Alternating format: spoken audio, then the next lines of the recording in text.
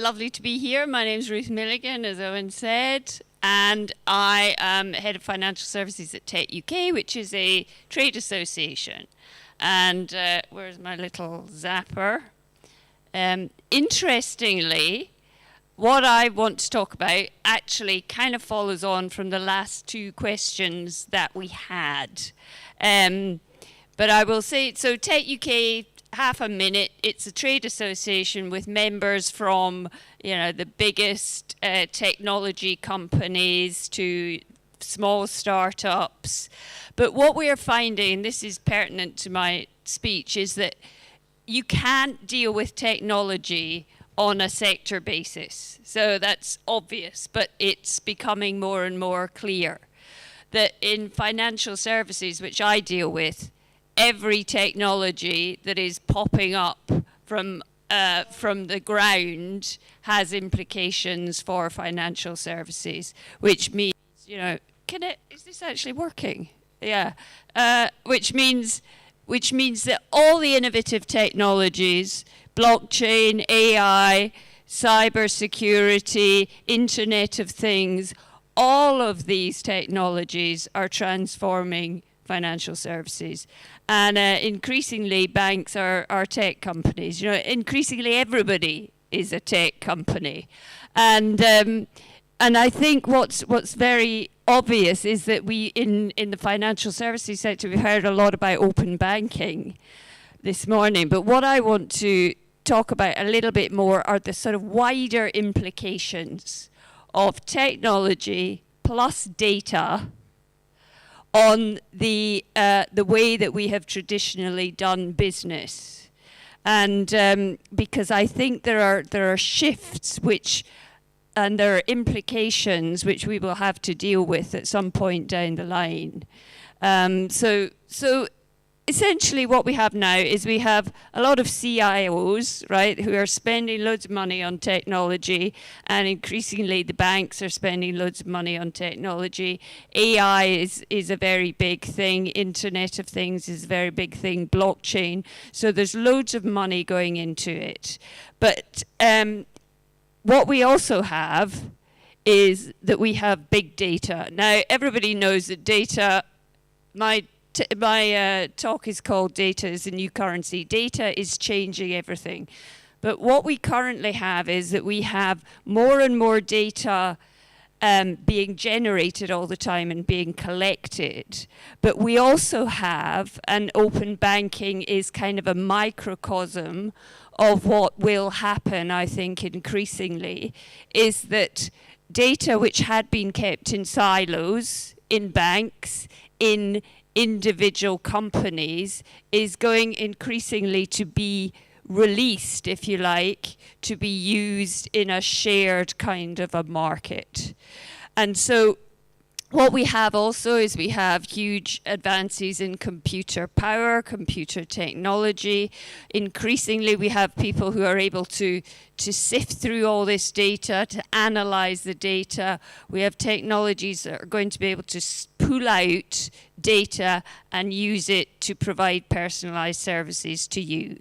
So if you think of open banking, not just in the retail banking sector, but across all the services that you use, from energy, from telecoms, from public sector perhaps, social security, pensions, NI, tax. So if you think about an ecosystem which is sucking up data which relates to you and using it in new ways, then we have a completely different, I would argue, economic basis for how we are making money. And I think that is very interesting. So if you look at Gartner's top tech trends for 2019, what they are looking at are autonomous things, digital twins, AI-driven development, blockchain. But along the bottom, what they've got is digital ethics and privacy. Now, what I think is happening is that we've got data, we've got technology that analyzes that data, and we have got, in the end, technologies that will do things with that data without the intervention of an individual. So we are going increasingly to have actions upon data which is done by machines, which is done by AI, which is done by computers themselves. So that also gives you a new element to the ecosystem in which we're working. So what Gartner calls this is an intelligent digital mesh. So you have a whole lot of technologies working together which increasingly do things that anticipate the needs of the user. And this to me is going to change the way that we do business, because you don't have a business that entirely can control everything that is done in the market in which it operates. So open banking to me it's a first go at how this might operate, and it's absolutely fascinating because we are seeing people like Starling Bank, who, if you like, are operating in a collaborative way. That is very, very new. They're collaborating with partners outside of their own business, and they're allowing their customers to use these services through Starling. But if you think of what we might have here with open banking, is that it's leveling the playing field. Yeah, okay. Incumbents are at risk of falling behind. Well, we've talked about that. But we've also talked about the technology giants that might step in. So if you think about what we're creating or we're trying to create a market for the incumbents that are already there, together with the new fintech companies. But at the same time, we have technology giants like we're seeing in China, Alipay, Baibu, who are huge and taking over markets in financial services and payments within their own geographies. And we've got the potential here in the West for companies who might well be able to do that. And they already have vast amounts of data. And they already have the ability to analyze all these vast amounts of data. And you've got the banking sector, which operates in the way it's always operated, which may well not be able to catch up and compete with these huge technology giants who already have a lot of the things that they will need. So people talk a lot about collaboration, but what you're seeing already in the open banking world is that some of the banks are acquiring fintechs. That's one way to do it, and you do things in-house still. Some are partnering, like Starling. But what I don't see entirely is that there are people who are operating as part of a full ecosystem. And that, to my mind, requires a change of mentality in the way we do business. And the reason for this, I think, is that, let's get, where are my slides? Yeah. So the reason for this, I think, is that if you look back at the way that we have traditionally done business, our markets are based on a competitive business model. We deal in competition. So each company competes with the other company. And we talk a lot about open banking, that it will open up the world to more competition. And then we talk about collaboration. But the fundamental thing about collaboration and that sort of a model is that it upturns the traditional competitive model. Because competitive model is that I keep all my data to myself, I do everything myself, and I try and get bigger than the other guys who are competing against me. That's the fundamental model. And we've had competition law since the Roman times, and it has evolved and evolved and evolved. And now the UK operates under what essentially is the European Treaty. The UK's competition law is based on that.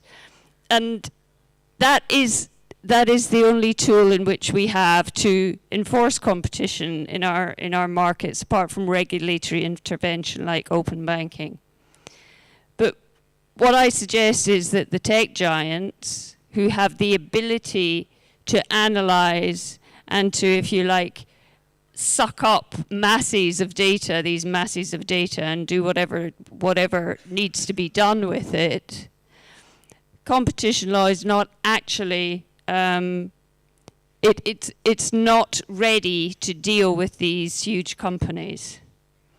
Because all it has as a tool is the idea of abusive dominance, and abusive dominance is a very blunt tool to deal with vast companies that operate across jurisdictions across the world, and do not necessarily feel that they are bound by the rules of any one jurisdiction on competition law. I don't know if anybody is aware of the actions that the European Union has taken against Microsoft and then against Google. What happens is that it takes years and years and years to take one of these actions. And by the time it comes to fruition, the technology has pretty much moved on. So what I'm trying to say is that I think what we need to do is have a look further ahead and try and perceive how the massive data that we are now generating and the ability to do things with that data may well have fundamental knock-on effects on the way we see our own businesses, and whether the traditional model of competing in a level playing field is actually going to be viable long term. So what are we doing at the moment concerning data and concerning the way we think about it and the way we control it? So we have ideas about data ethics, digital ethics, and a lot of people are looking at that. The government brought out a data ethics strategy. We have conferences that I'm being invited to that are around about data ethics. But I think our difficulty with this then is, what do we mean by data ethics? Is it to do with just privacy? We have the GDPR. Now, that is looking after privacy. It's looking after security to some extent, and it's focusing on consent of the individual for the use of their own data. But I don't know about you, but I am not necessarily equipped to look after everybody's activities which pertain to my data all by myself every day of the week, on and on and on ad infinitum. So what we may find that we want to look at, as well as security and as well as privacy, is, do we need to think about further rules which concern how do we use the data which is being gathered, and who should have access to this data? It goes back to open banking. In open banking, we are saying, okay, new technology companies should have access to data which has been held by the banking sector and be able to use it. But I'm asking you to think about that on a larger scale, because still data which is held by the big tech giants is not accessible by other people. So I'm throwing out ideas here. I'm not saying I know what the answers are, or I know what needs to be done. But what I'm suggesting is that there are things to think about in the longer term that are really quite interesting and exciting, it seems, from my point of view. Because we do talk a great deal about collaboration, but I don't think that many people have really thought about what we mean by collaboration. If you think of the ultimate model, maybe this is what we need to do. We have to have data, and after all, it is our data. It doesn't belong to the companies who house it. It is generated by us, and therefore it belongs to us, and the GDPR kind of makes that clear. But at the moment, it's still held in silos. It's still held by individual organizations which use it in the way they choose. So if you turn that on its head, and you think of the ability to perhaps access data which is held securely on our behalf by anyone that we choose to allow access to it. Now that to me is really what we need to think about when we talk about data ethics and digital ethics. And there's also this idea of for good. Now, what does that mean? Using data for good. Who's good? Generally, that means the good of the citizens of the country. But what is that? And how does, for example, artificial intelligence relate to that good? I don't know if anybody read there was some newspaper articles recently about a study that was done related to automated vehicles. And it was looking at different countries, and it was saying, well, if we have an automated vehicle and it is in a situation where it has to run somebody over, who should it run over? Should it run over the male? Should it run over the female? And I think across the board, old people were the first in line. So, anybody over the age of 50, 60, I don't know what old is these days, actually. But, we're first in line. And whether we're male or female, so the idea that, women and children first, that's out the window. Except in France, apparently. So, but these I think that's ethics to me. That is ethics. And who is making these decisions about what is done with our data and the technology that acts upon it, I think is very interesting. Should we be thinking about standards, international standards, UK standards, and what are we actually doing at a national level to look at this? Well, there are some things that are being done. We have UK initiatives on data.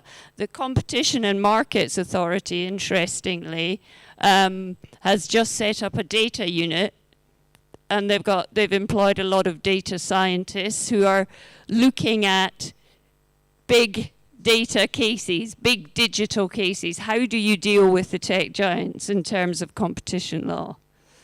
And we've also got a green paper from Bayes. Now, this is the traditional idea of competition law. Competition is central, remove barriers. But I don't think that works really in a world where you have data flying about all over the place, and you have the requirement in a digital society that everybody has access to that data. Like open banking, that's what it's doing. Consumers should benefit from new technology, yeah, okay. And consumers should be able to get redress.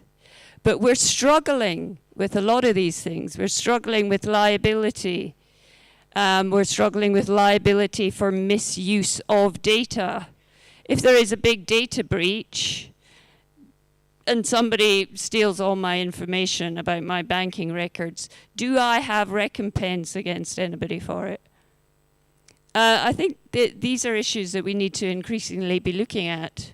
And then there is also a digital competition expert panel, which is looking at necessary changes to competition law, which are required by the big digital players. So people are starting to look at this. But I personally wonder whether, because competition law is it's based on the actions of one company. So if I'm a competition lawyer, I can move that there be an action taken by the Competition and Markets Authority against company X. But that is an individual case that has to be evidence-based and followed through. And it doesn't look at the other players in that market. So to my mind, you can change the laws, but perhaps we have to fundamentally think of the basis of them, and whether in a world where you have digital ecosystems, the old free market competition level playing field mantras actually fit. So these are a few ideas that I wanted to just give you before you go off for lunch. This is not something I know and that I am telling you for a fact. This is a number of ideas that I think we all need to think about, and that personally I think are very stimulating when you think of the longer term for digital, joined up, collaborative markets. So, thank you very much. Any questions? Happy to answer them.